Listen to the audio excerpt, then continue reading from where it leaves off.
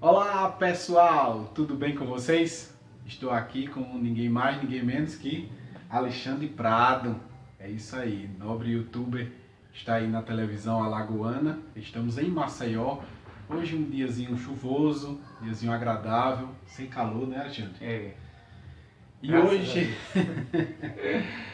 e hoje viemos com um tema bastante interessante, como ele sempre está chamando a atenção do pessoal em relação a erros de músicos, erros de pregadores, erros de irmãos, erros de oração, né? Os últimos, É, né? Vamos colocar até nos cards aí para o pessoal ver sim, os sim. erros que as pessoas cometem nas orações, nos pedidos, enfim, em todas essas coisas que envolvem o meio cristão. Nós combinamos de fazer esse vídeo falando sobre a demonização da teologia. Dentro desse aspecto da demonização da teologia, o que é que você acha, Alexandre? Levando em consideração que você fala dos erros que são cometidos pelos músicos, pelos pregadores, enfim. Bem, eu acredito que as pessoas, elas costumam, alguns irmãos mais simples, costumam de alguma maneira demonizar o estudo da palavra de Deus um pouco mais aprofundado, porque elas acreditam que isso faz com que a pessoa enche, que ela fique um pouquinho muito cheia de conhecimentos, mas que ela não tenha a graça de Deus, que ela não seja cheia do Espírito Santo, dos dons do Espírito, né? Que ela fica muito cética, que ela fica fria, que ela fica morta. E na verdade existe também essa possibilidade, claro, se a gente for para um outro extremo de uma pessoa que ela passa o culto inteiro só analisando os outros, né? Você falou aí que eu cito alguma coisa ou outra, mas quando eu vou para a igreja eu foco em Jesus, né? Mas por a gente ter crescido nesse... Jesus, presta atenção, né, Alexandre? Mas assim, como a gente cresce num contexto cristão, de igreja, aí a gente acaba sem querer vendo muita coisa. E a questão de eu dizer algum erro é realmente com o sentido de alertar as pessoas, não para ficar apontando, né, somente. E também para a gente se cuidar, a gente quer fazer a diferença, a gente tem que estar alerta, a gente tem que aprender com os erros dos outros também. E é interessante então que as pessoas demonizam, mas tem muita gente que vai para um extremo de achar que vai ficar analisando tudo e ao invés de estar adorando a Deus na igreja, fica observando tudo que é feito, enfim, aí realmente é um erro a se evitar. Mas um outro extremo, que é o que a grande maioria incorre nesse erro, é o erro de achar que a gente não precisa estar estudando a palavra, que é tudo pela fé. E claro que é pela fé, o justo viverá pela fé, mas a gente precisa ter base de conhecimento. E a gente precisa também saber que Deus vai nos usar a partir daquilo que a gente tem, do que Ele nos deu e do que a gente multiplicou. A gente tem que granjear, a gente tem que estudar, tem que se aprofundar, o Espírito Santo ele vai lembrar de tudo aquilo que a gente aprendeu de Deus, mas a gente tem que ter aprendido para o Espírito lembrar. Então é importante estudar e para mim o importante é ter equilíbrio de estudo e da dependência do Espírito Santo, da graça de Deus. Eu costumo fazer algumas analogias quando eu menciono coisas bíblicas para fixar na mente. E aí eu estava pensando exatamente agora, imagine que você tem uma plantinha e aí você planta ela. E aí quando você planta essa plantinha, você bota adubo. E aí se você não regar, o que é que vai acontecer? Está adubado, Sim. mas a plantinha não vai crescer porque não tem água para que ela possa se desenvolver.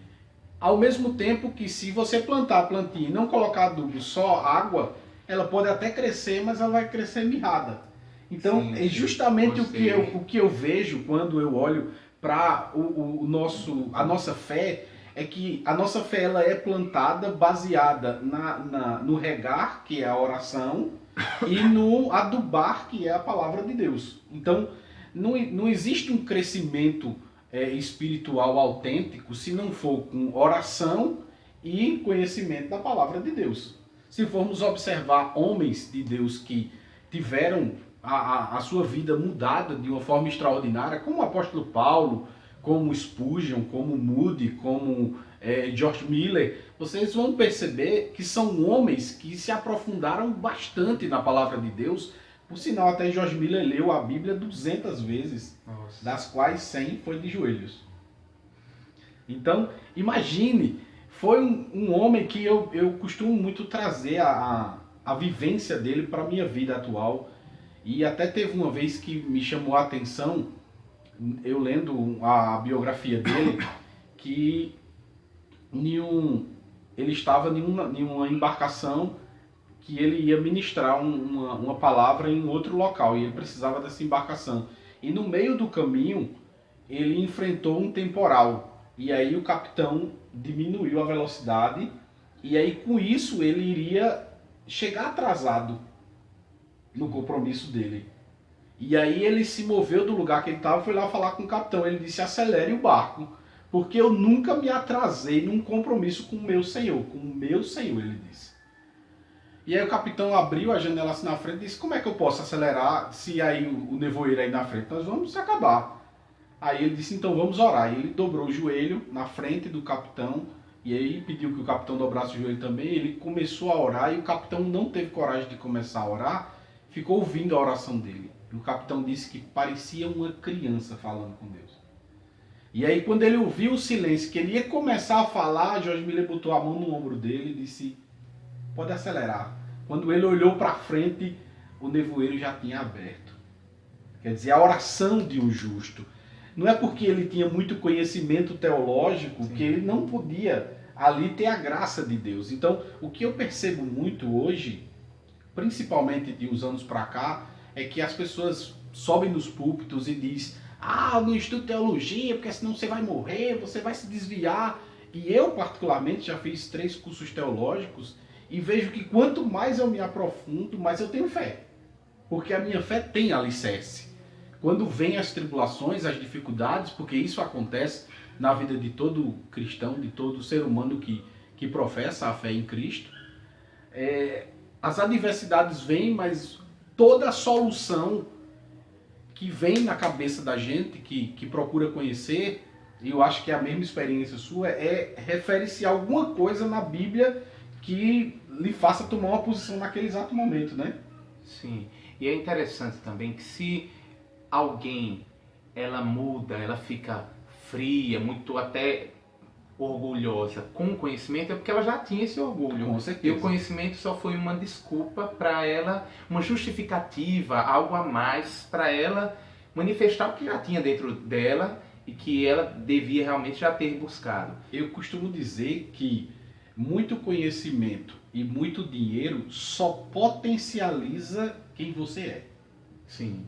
Quem você já é antes de ter. Exatamente. Né? Só faz potencializar. Se você é ruim, você vai ficar mais ruim ainda. Se você é bom, você vai ficar melhor ainda. Porque ter dinheiro é uma boa equiparação. Você sendo uma pessoa doadora, você sendo uma pessoa que pensa no próximo, nossa, quanto você vai estar investindo no reino de Deus também.